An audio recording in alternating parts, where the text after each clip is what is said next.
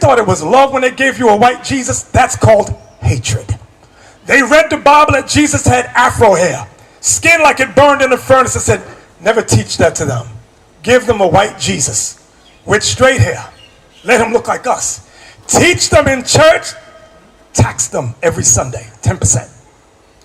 Allow the nations like the Chinese, the white man, to take their minerals from their land and get rich as they get poorer and poorer and poorer. You thought that was love? That's called hatred. That's called hatred. That we should be saved from our enemies and from the hand of all that hate us, to perform the mercy promised to our fathers, and to remember his holy covenant. His holy covenant. His holy covenant. His holy covenant. His holy covenant. Was it made for everybody on the planet? Hebrews 8:8. Was his holy covenant made for everybody? Let's see what the Bible says. This is the book of Hebrews, chapter 8 and verse 8.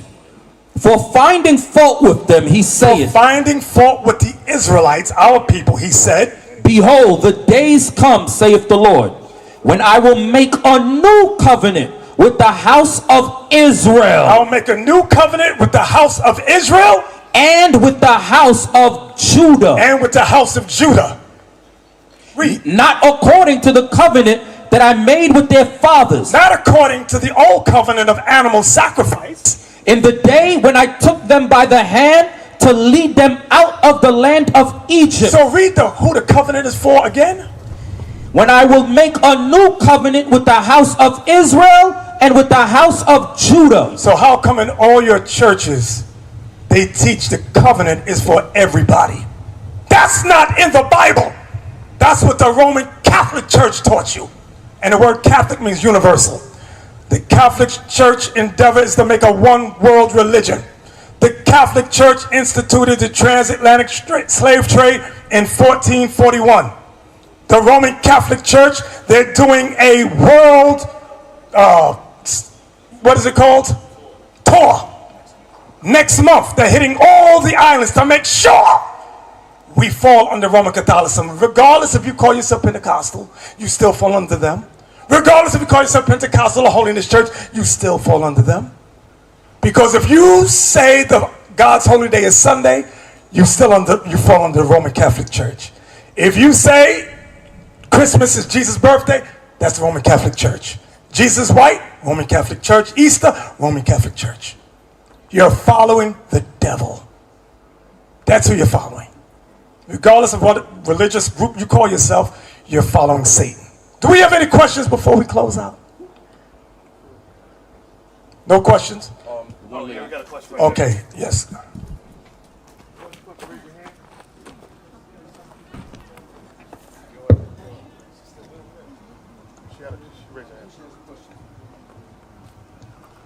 Thank you, Bishop. Yes.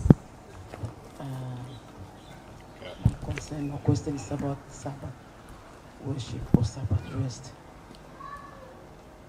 We in Bougainville, this issue has been a debate for a long time. It's still going on. We observe the Saturday is a Sabbath rest, and we worship on Sunday, the first day of the week. Are we also wrong? Let's read what the Bible says. You said you worship the Sabbath the first day of the week, right? We don't worship, we rest. Oh, you rest the first day of the week. What did you say? She rests on the Sabbath, but she worships on the first day of the week. Oh, you rest on the Sabbath, but you worship on the first day. Yes. Okay, thank you. Thank you for clearing it up. So, give me that in Leviticus 23. Listen, you can worship, we worship every day. It's fine. Rest on the Sabbath, that's good. But when we come together, Leviticus 23, read that verse again. Leviticus chapter 23 and verse 2. Speak unto the children of Israel, and say unto them, concerning the feast of the Lord, which ye shall proclaim to be holy convocations. The word convocation means gathering. Like this is a gathering of people, a gathering of the Israelites. It says the Sabbath day, the seventh day, is the day to gather. That's when we're commanded to come together. So now let's say you say, well, Lord, I'm not going to gather. I'm going to stay home and rest. Hebrews 10:25. Stay there and get Hebrews 10:25. Let me show you. Get Hebrews chapter 10, verse 25. Hebrews chapter 10 verse 25. Not forsaking the assembling of ourselves together, as the manner of some is. God says, do not forsake your gathering together, as the manner of some is. What is he talking about? But exhorting one another, and so much the more as ye see the day approaching. As you see the day approaching. So we are commanded to gather together on the seventh day. That's the commandment. You understand? I hope everybody understands it. Now, if you decide, I'm not going to obey that, I'm going to gather when I want to gather. So we went to a group some time ago. They gather on the second day. What I'm showing you is that all these religions you're in, you go against what the written word says. Nobody wants to follow what is written. You're going by what somebody else said. Yes. Yes. So now, let me show you. Can we work on the Sabbath, seventh-day Sabbath? Can we work? Okay, good. Exodus. Let me show you the laws of the seventh-day Sabbath. In the Bible, there's no such thing as a first day of the week Sabbath. It's not in there. That's something somebody made up because they didn't want to obey this. What are the laws of the Sabbath day? Exodus, come on, 20. And around verse 8. Exodus chapter 20 and verse 8. Remember the Sabbath day to keep it holy. So the seventh day Sabbath is a holy day. He says, remember it because there's things you must do.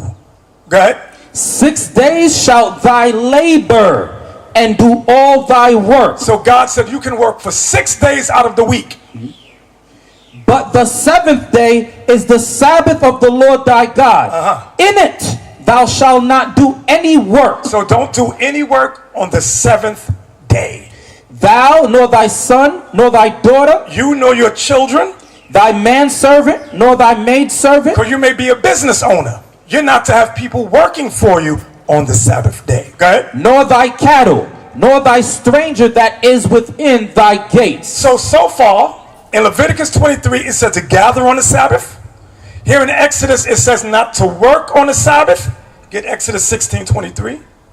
So gather on the Sabbath and don't work on the Sabbath. Watch this. Exodus 16. Chapter 16 and verse 23. And he said unto them, this is that which the Lord hath said, tomorrow is the rest of the holy Sabbath unto the Lord. So the Sabbath is a holy day of rest. Go ahead. Bake that which ye will bake today, If you're going to bake food, you bake it before the Sabbath day comes. and seethe that ye will seethe. Seethe means boil. If you're going to boil food, you boil it before the Sabbath day. Go ahead. And that which remaineth overlay up for you to be kept until the morning. Whatever's left over, you can eat it the next day. But don't cook it. Exodus 35:3. It's okay to eat cold chicken. It's okay to eat vegetables on the Sabbath. God says don't boil and don't bake, don't cook on the Sabbath day. Exodus chapter 35 and verse 3. Ye shall kindle no fire throughout your habitations upon the Sabbath day. So on the Sabbath day, there's to be no cooking. No fire means no cooking on the Sabbath day. What else? Nehemiah 10:31. What else can we not do? In order to remember the Sabbath day, you must remember these easy laws. But an evil man, an evil woman will not remember to do this. They'll go, I'm not going to obey that. Nehemiah chapter 10 verse 31. Nehemiah chapter 10 and verse 31. And it says, and if the people of the land bring ware or any victuals on the Sabbath day to sell. If the people of the land bring ware, that means like clothing or pots or pans. Victuals means food to sell.